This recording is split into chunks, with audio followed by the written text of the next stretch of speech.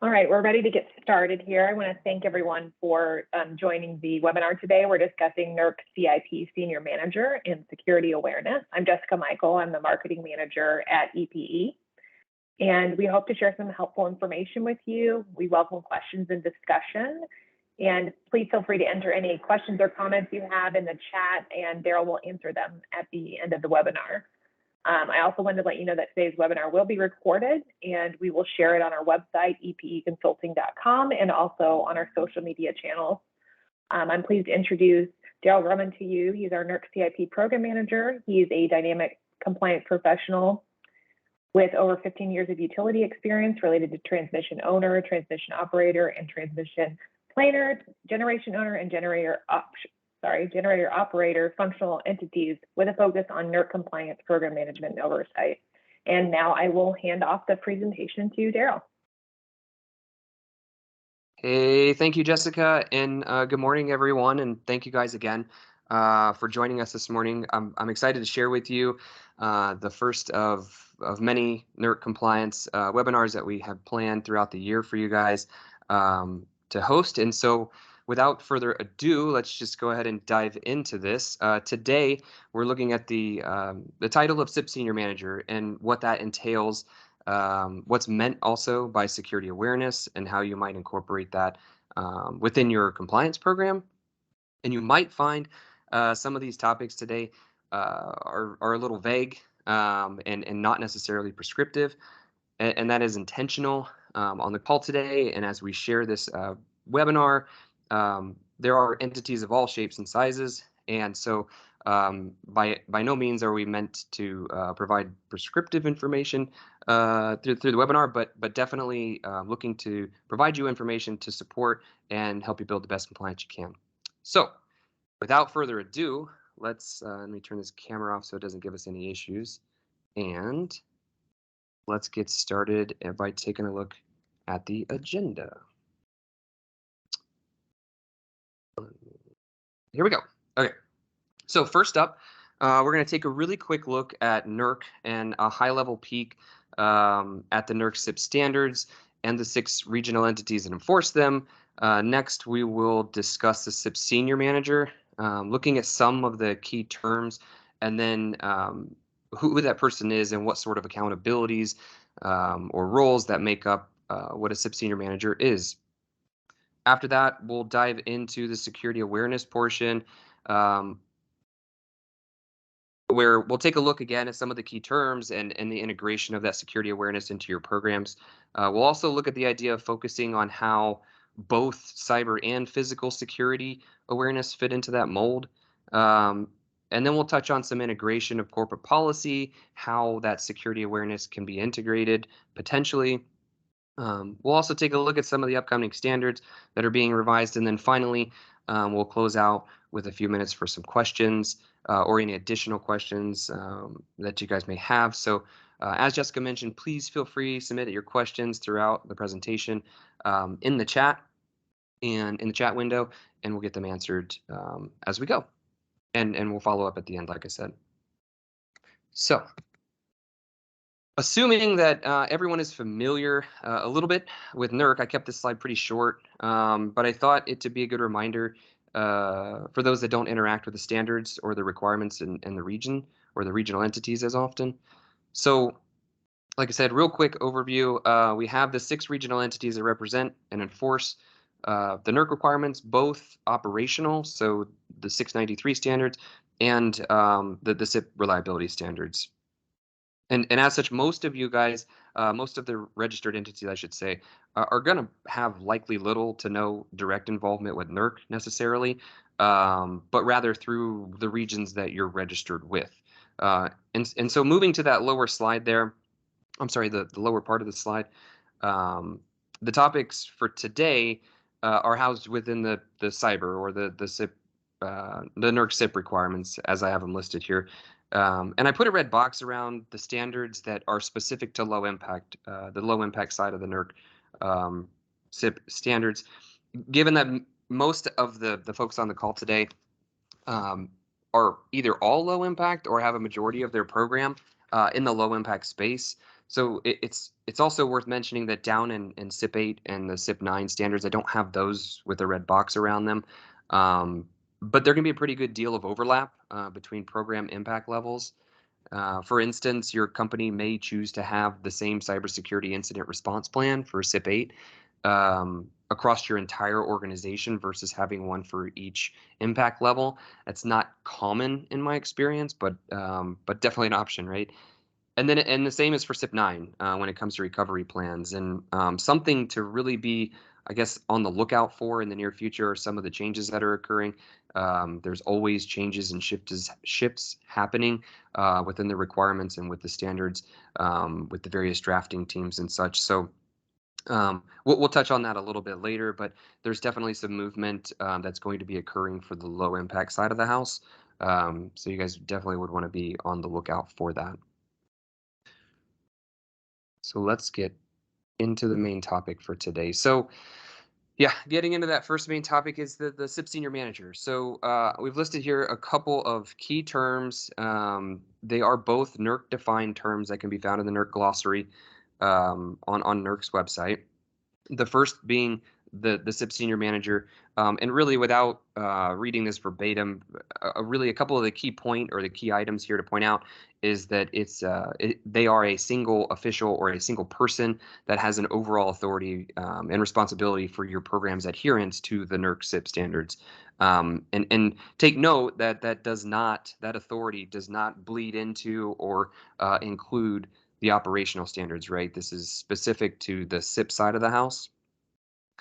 So this appointment, if you will, yeah, like I said, specific to the CIP side of the house of the standards. And the second term that we have listed here, the CIP exceptional circumstance, or it's also just called CEC sometimes. I've added this term because it's a pretty scarce term, I'll say, of its applicability throughout the standards. There's not, it's not mentioned very often. Based on today's conversation, though, it is mentioned in CIP-4 around access management, and we'll get into that, but I wanted to have it listed here for a quick reference. Like I said, it doesn't apply to all the requirements or even all the standards, but the takeaway today is to more or less bring awareness to the importance of familiarizing yourselves and your team or the folks that are working within your program of where and when that CIP exceptional circumstance is applicable for your program. And to really take a deeper dive, I guess if you were interested, CIP-3 is a really great starting point. And I would be happy, and our team would be happy to answer any questions or take a deeper dive with you as well, outside of today's presentation, obviously, but for sure to have a more thorough conversation around the CIP exceptional circumstance.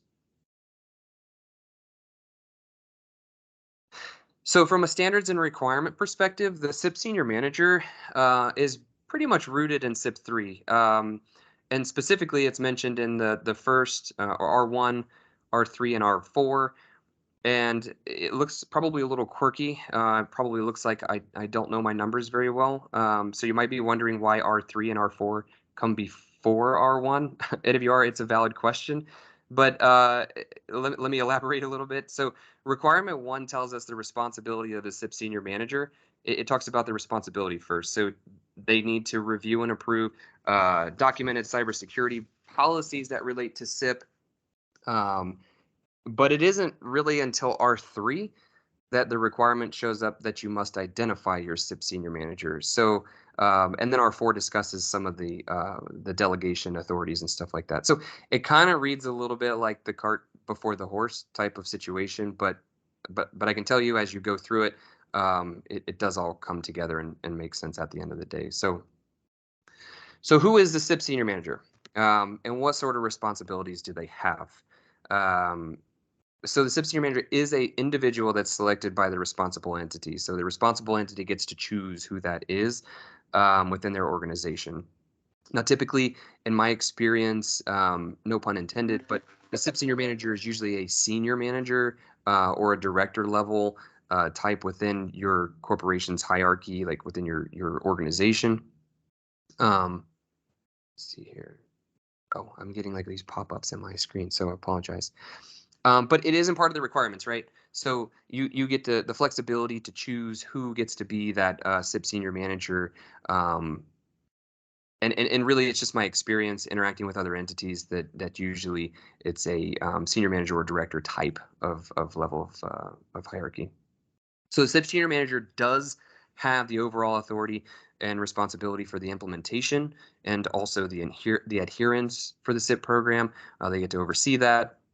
Obviously, given the complexity of the way that entities are made up, and additionally how they're registered with NERC, this means that the CIP Senior Manager could end up residing over multiple registrations. That may seem elementary to some, but like the point there is you don't need to have a CIP Senior Manager for every registration that you have. If you identify your program as one and as having multiple registrations, you can have one CIP Senior Manager that oversees all registrations. And the same can be said for the impact levels.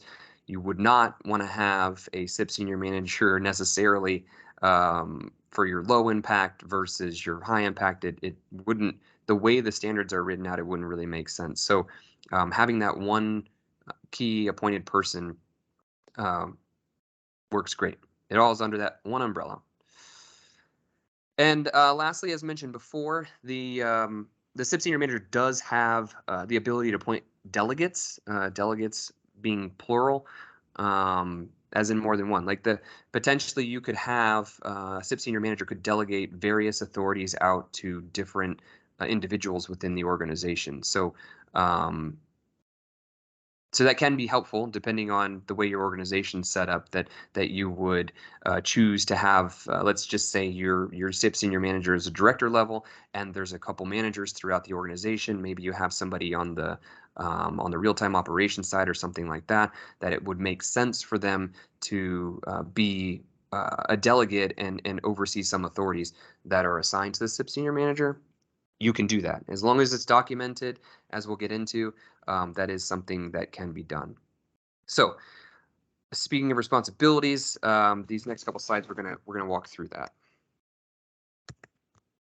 So the first up, kind of going, I guess, in numerical order. First up is CIP-2, where you would be identifying and classifying your assets. Probably really familiar to most people on the call. Under CIP, under the R2.2, the requirement talks about the CIP Senior Manager or the delegate, that's why I highlighted here, must approve the identifications required by R1. Basically, what you're doing there is you're approving, you're creating your asset list, which is pretty much the foundation of the rest of your program. And then you're reviewing that at least once every 15 calendar months. So that CIP Senior Manager, once every 15 calendar months, is going to be taking a look at that and doing a review approval type process.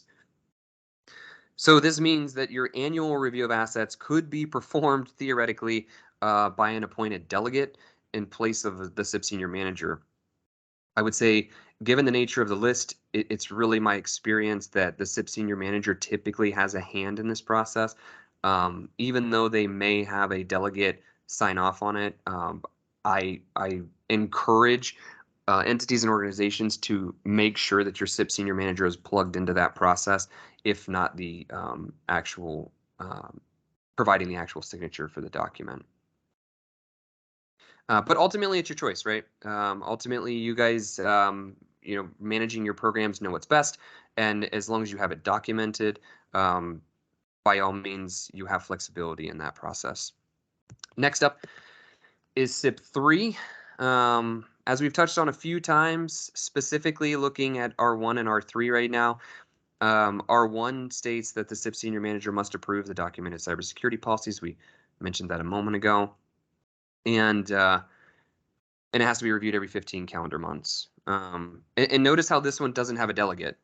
This one does not mention delegates, and to me, it's understandable given that this review is an approval, I guess, of your overarching policies of your entire program. So it kind of sets the tone for your program. And then R3 goes on to discuss that if or when any changes occur to the designation of that CIP Senior Manager. So if your CIP Senior Manager changes, right? So if somebody transfers or the organization decides to shift and make someone else a CIP Senior Manager, there are requirements about making sure that you have that documentation updated.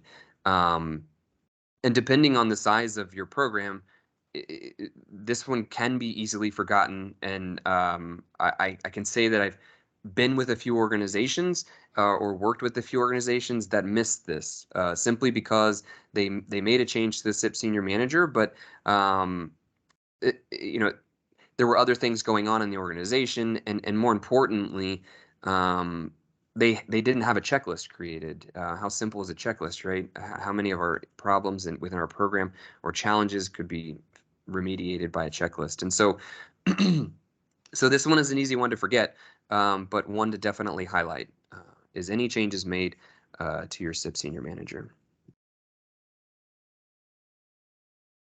Continuing on, here is within CIP-4 for the CIP Senior Manager authorities.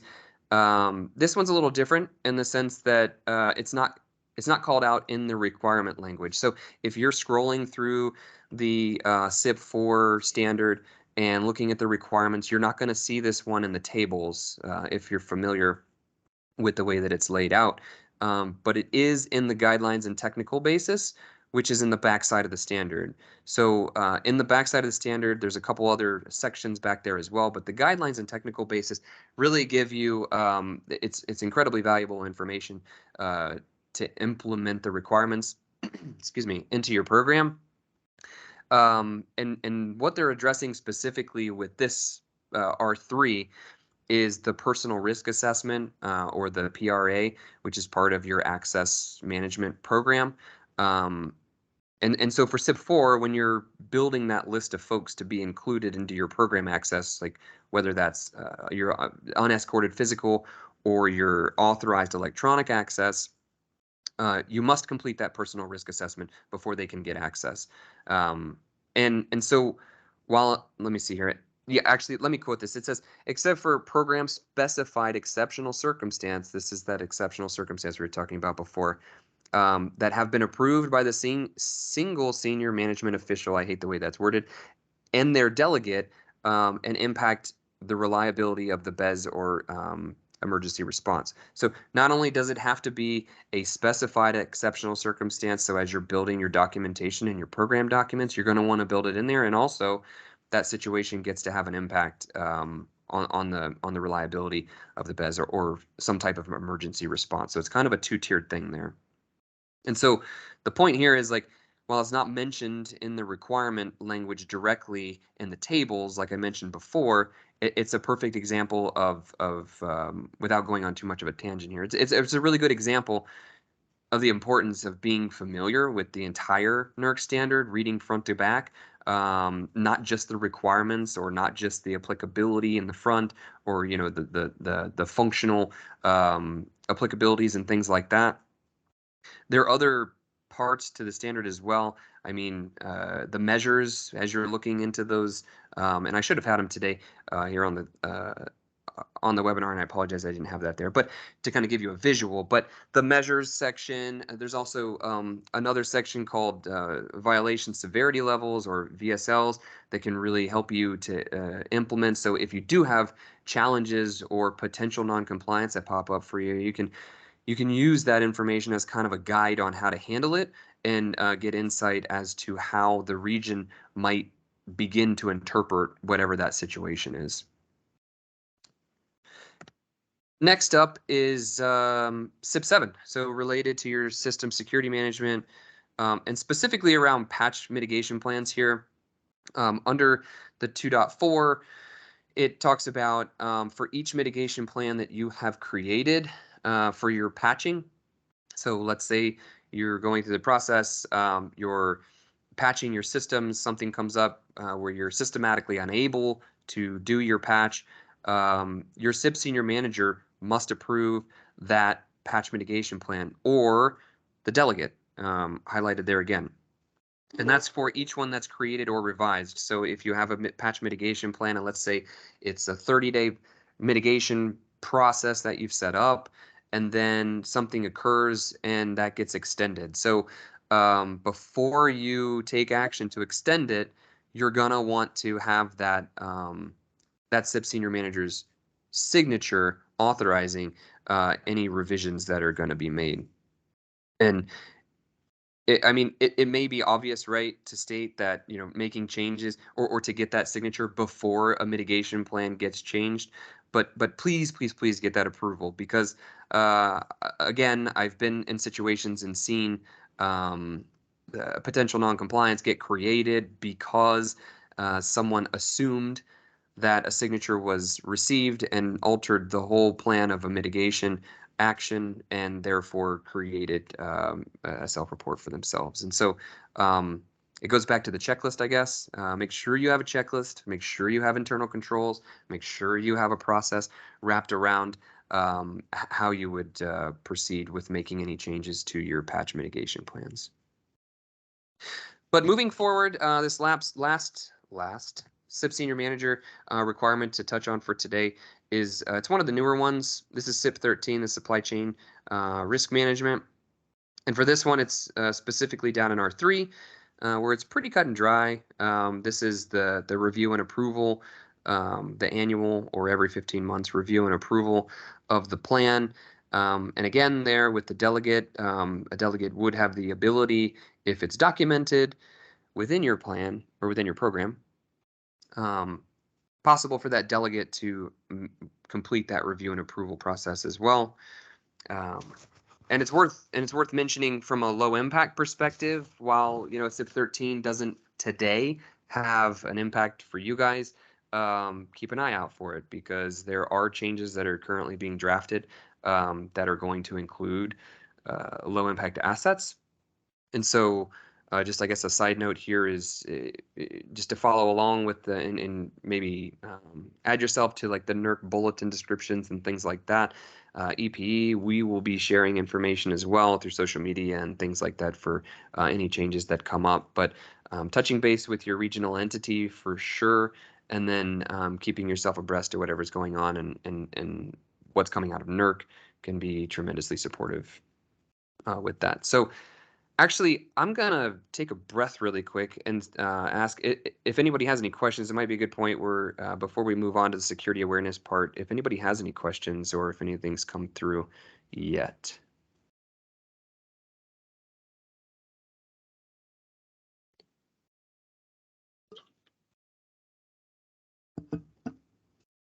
Jessica, you're not seeing anything out there, are you?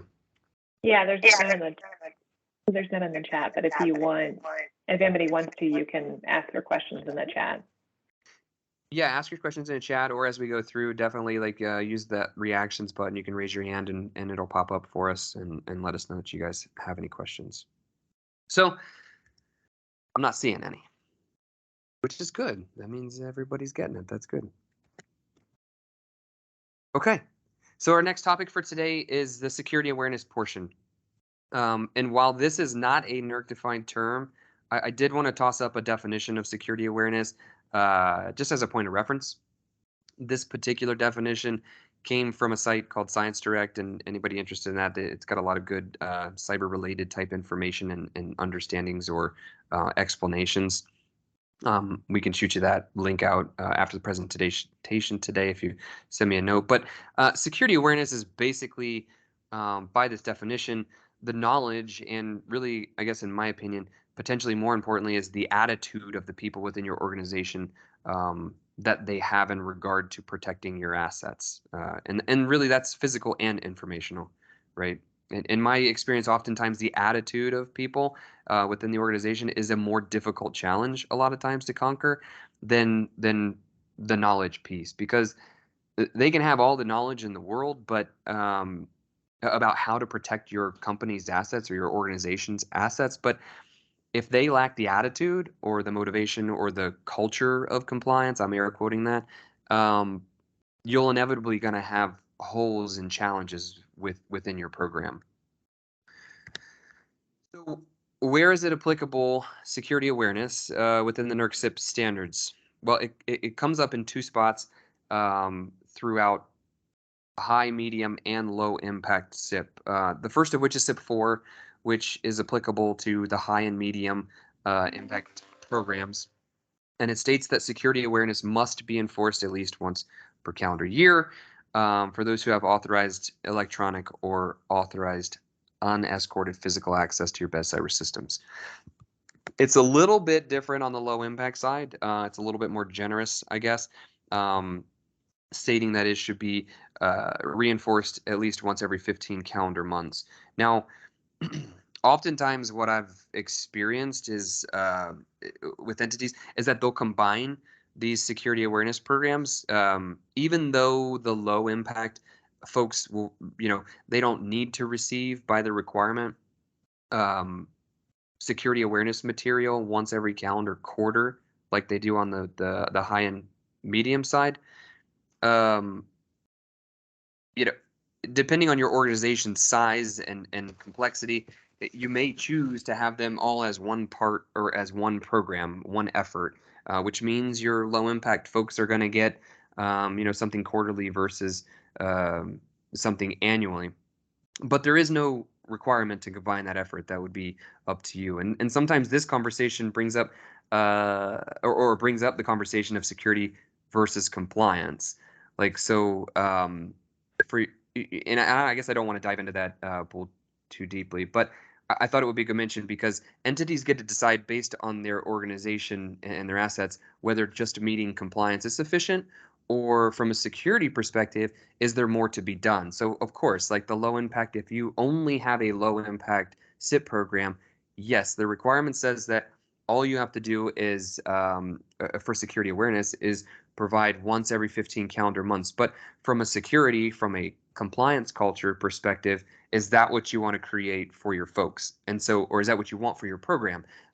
You may decide that, the quarterly intervention or communication of security awareness is more effective, and that's fine. So you get to decide. Let's see here. Next slide, we have security awareness. Okay, so this is the integration from a integration and implementation. So this speaks to really how you deliver the materials to the appropriate personnel within your organization. And this is regardless of the impact level, whether it's a high, medium, or it's a low impact program, this applies. So you have direct communications, which would include like emails and memos and some type of computer-based training, for example.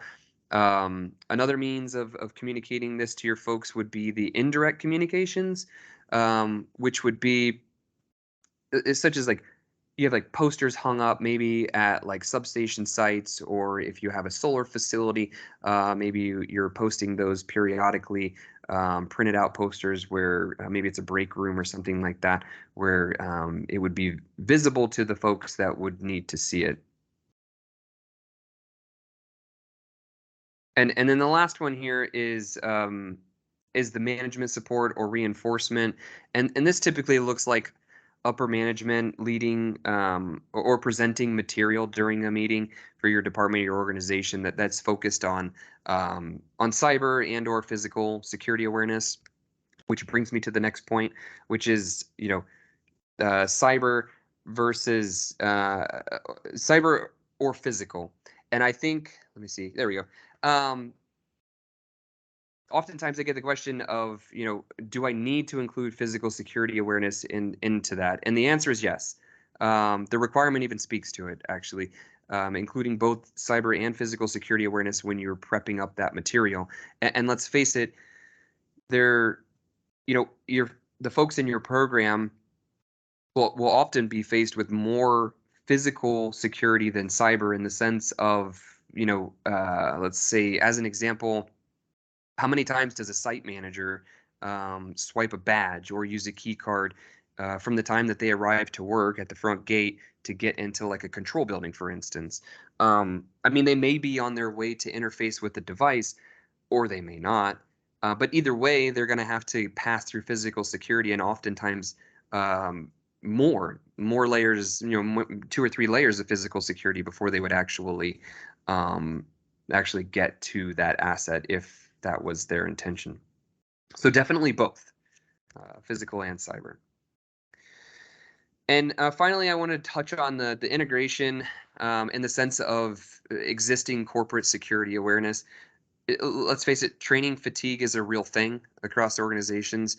Everybody gets fatigued at some point with logging on and needing to do some sort of training. Some people may really love training. I'm definitely not one of those people, and others may be like me, where they'll take what's necessary. Let's do that, and then let's move on. And then, of course, you're going to have some people in your organization that think, if you're going to make me do training once annually, that's excessive. And the point here is that there are NERC requirements to complete security awareness communication for your CIP program, and there may already be some sort of training or awareness material on the corporate side of the house that you could take advantage of to fulfill the requirement. And it may be that you would need to do some you'd need to work with the corporate team to be able to make some modifications or adjustments to it. But then you're looking at one training versus multiple. So I mean, looking for those potential overlaps, taking advantage of to ease some of that burden of implementation can be supportive. I mean, really, even the smallest adjustments to like effectively deliver that material to people can save people time and really be well received and appreciated, I think. Okay.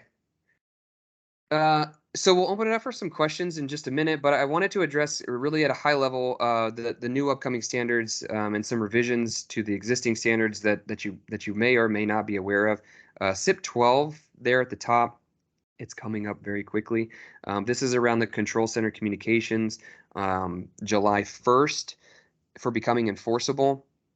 There's a good deal. I mean, actually, this one is special in the sense that it's deceptively short. It's one requirement. But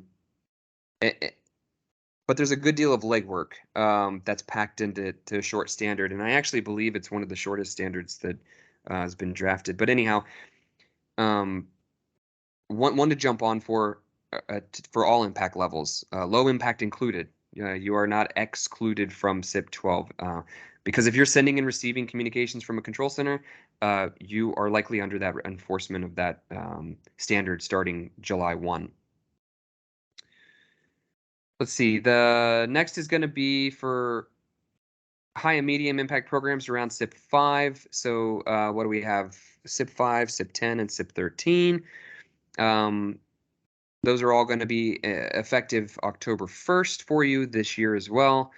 And the last two there for CIP-4 and CIP-11, they're not scheduled for enforcement until the beginning of 2024.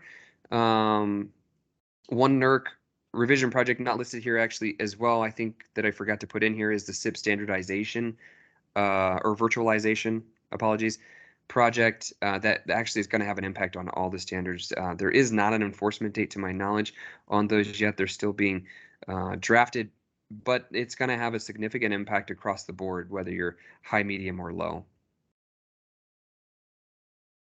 And anything, I did include a link here at the bottom. It's going to take you directly to the NERC page for having all their projects that are currently going on. It's easy access to that as well. So with that being said, let's hit the questions again. I'll touch base with you guys on the chat. Let's see if there's anything out there, Jessica. See if we have any questions, curiosities, comments.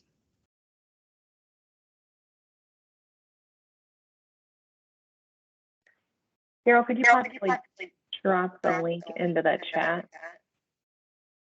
This link here? Yes. Mm-hmm. Yeah, absolutely.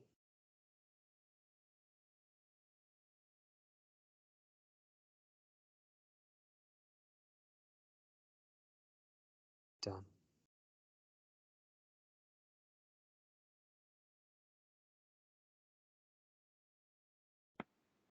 So I don't think we have any questions. I just wanted to thank everyone for joining us. We'll share the recorded session on our website and social media, and please follow us on LinkedIn. Our team does send out weekly updates of NERC information that we share on LinkedIn as well. And if you're interested in scheduling a consult about NERC compliance, please visit our website,